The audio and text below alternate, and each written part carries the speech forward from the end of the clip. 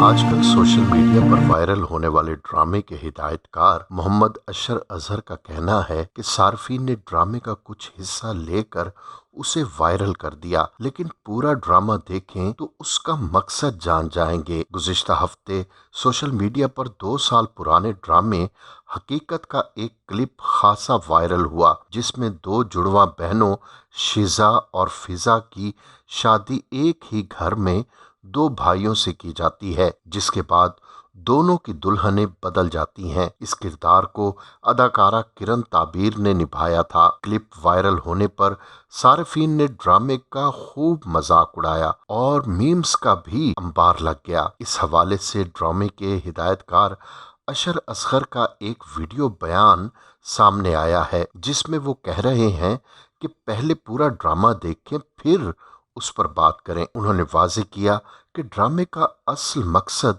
Entertainment था। इसके अलावा ये एक पूरी सीरीज है जिसमें मुख्तलिफ समाजी मसाइल पर बात की जाती है। अगर सार्फिन उसे देखेंगे तो जान जाएंगे कि उसमें सबक भी है। उन्होंने मजीद कहा कि मीम्स इंजॉय कर रहे हैं, लेकिन सार्फिन अपनी तख्लीकी सलाहियतें किसी अहम मसले पर उठाने पर वक्फ करें, ना कि इस मामले पर लगाएं। मारूफ सहाफ़ी और सीनियर कॉलम निगार सुहेल वड़ाइच अपने ताज़ा तरीन कॉलम में लिखते हैं, जहांगीर तरीन ने पीटीआई अराकीन असम्बली को अपने साथ इकट्ठा करके एक मुतासिर कुन पावर शो किया है। इस इकदाम से साबित हो गया है कि पीटीआई की साख्त में तरीन फैक्टर को एक खास अहमियत हासिल है। पीटीआई को सियासत में इन करने और इंतखाबात जितवाने में जहांगीर तरीन की जहानत और महारत का हाथ था। एक जमाने में जहांगीर तरीन इमरान खान के मुशीर खास होते थे। पार्टी के तमाम फैसलों में उनकी मुशावरत शामिल होती थी। पीटीआई की हुकूमत बनी तो तब भी जहांगीर तरीन को वही अहमियत हासिल रही। वो काबीना के इजलासों में शरीक होते रहे। काबीना के कई वजीर उनको अपने महकमों की कारकर्दगी के बारे में ब्रीफिंग देते रहे। इमरान खान से इस कदर कुर्बत और बेहद अहमियत के बाद ऐसा क्या हुआ कि दोनों के ताल्लुकात में इस कदर दूरी आ गई कि तरीन को अपने खिलाफ होने वाले इकदामात के हवाले से अरकान असम्बली को इकट्ठा करना पड़ा है। इन दोनों के मामलात में पहली दरार तो सुप्रीम कोर्ट के उस फैसले से आई जिसमें जहांगीर तरीन को नाअहल और इमरान खान को सादिक व अमीन करार दिया गया। उसी वक्त ये बातें सुनी गई थी कि दरअसल ये सब कुछ अंडरस्टैंडिंग के नतीजे में हुआ है, और उस फैसले के साथ ही बल्कि पहले से कहा जाने लगा कि क्या हुआ अगर एक खिलाड़ी आउट हो गया, टीम तो जीत रही है। तरीन के करीबी साथी समझते हैं कि उनकी नाअहली में तहरीक इंसाफ की क्यादत की मर्जी भी शामिल थी। जहांगीर तरीन अपनी नाअहली को अपने सियासी कैरियर की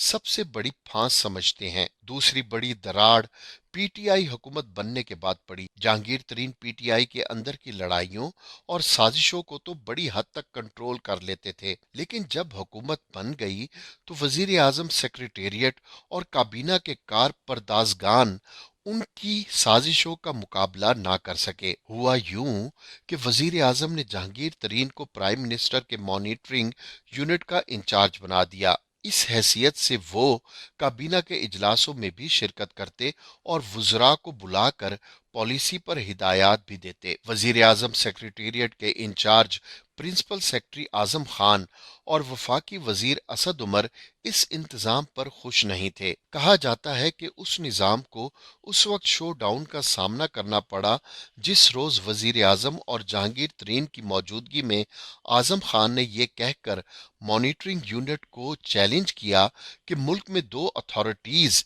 या दो वजीर आजम नहीं हो सकते। इंतजामिया सिर्फ एक ही वजीर आजम को जवाबदेह है और वो इमरान खान है। यही वो ब्रेकिंग पॉइंट था जब जहांगीर तरीन की हुकूमत के अंदर इख्तियारात खत्म हो गए और उसके बाद ही रफ्ता रफ्ता वजीर आजम और तरीन के दरमियान कुर्बतें खत्म हुई और फासले पैदा हो गए। जहांगीर तरीन گو کافی عرصے سے سیاسی طور پر خاموش ہیں، لیکن عملاً وہ لاہور، اسلام آباد اور لودھراں ہر جگہ اراکین اسمبلی اور بیوروکریٹ سے ملاقاتیں کرتے رہتے ہیں۔ ان کا سیاسی ڈیرا ہر وقت آباد رہتا ہے۔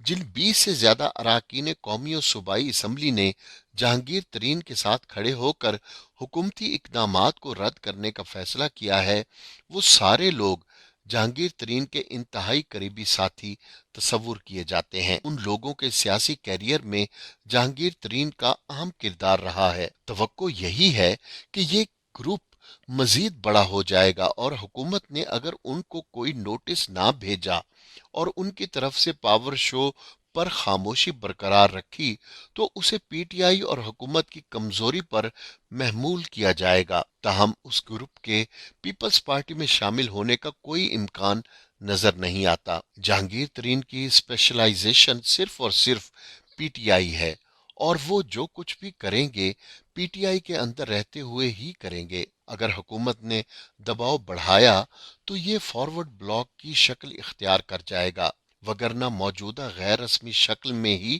چلتا رہے گا۔ اندازہ یہ ہے کہ جہانگیر ترین اپنی عادت کے عین مطابق بہت زیادہ تیز نہیں چلیں گے۔